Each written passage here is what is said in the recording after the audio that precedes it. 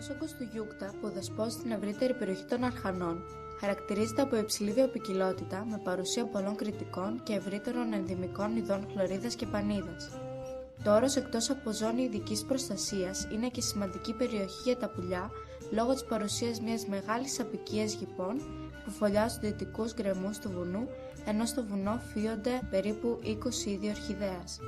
Η περιοχή προστατεύεται ως αρχαιολογικός τόπος, ως τόπος ιδιαίτερου φυσικού κάλους και ως καταφύγιο άγριας ζωής και εντάσσεται στο δίκτυο Natura 2000. Οι ανθρώπινες δραστηριότητες στην περιοχή δεν έχουν σταματήσει από την πρώιμη νεολιθική περίοδο. Αρχαιολογικά και ιστορικά απομεινάρια απαντώνται διάσπαρτα σε όλη την επικράτεια του ορεινού αυτού όγκου. Στην κορυφογραμμή του όρους υπάρχει εκκλησία και μινωικό ιερό κορυφής, τα ίχνη του μινωικού ανακτόρου στον οικισμό των Αρχανών, το μινωικό νεκροταφείο στο Φουρνί, ο ναός στα Ανεμόσπηλια και η μινωική αγρέπαυλη του Βαθυπέτρου είναι ορισμένες από τις σημαντικότερες αρχαιολογικές θέσεις της περιοχής. Οι Αρχάνες διαθέτουν τουριστικές υποδομές και κέντρο περιβαλλοντικής εκπαίδευσης, ενώ παράλληλα αποτελούν τη βασική πύλη εσόδου στην ευρύτερη περιοχή του Γιούκτα και του Φαραγγιού της Αγίας Ειρήνης. Αναφέρουμε μερικές προτάσεις για να γίνει ο Γιούκτας οικοτουριστικό μέρος. Αρχικά, θα μπορούσε να εμπλουτιστεί ένα μέρος στο οποίο θα μπορούν τα άτομα να παρατηρούν τα διάφορα ενδυμικά πουλιά της περιοχής, όπως για παράδειγμα ένα παρατηρητήριο.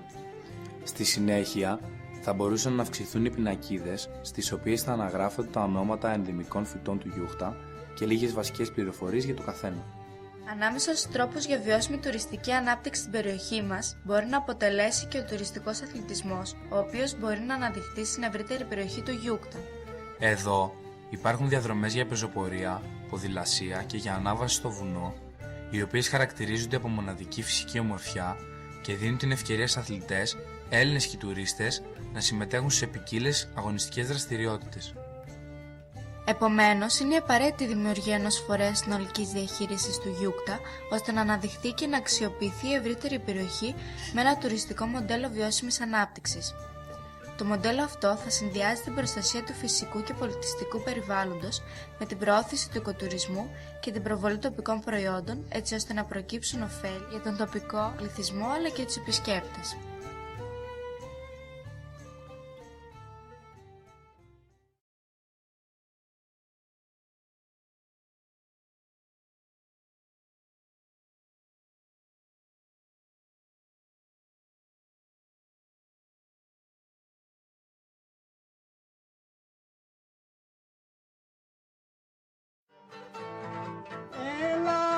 Αγαπάς τη γειτονιά, έχει μεγάλη χάρη. Όπα, έχει μεγάλη χάρη. Απ' αγαπάς τη γειτονιά, έχει μεγάλη χάρη.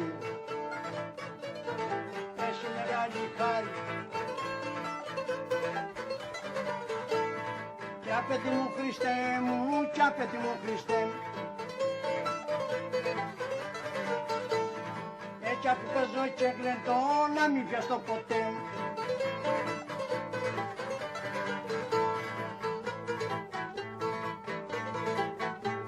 Έτσι γλυκά τραγούδια μου συνέμω και κοντά μου. Έτσι γλυκά τραγούδια μου σημώνε και κοντά μου.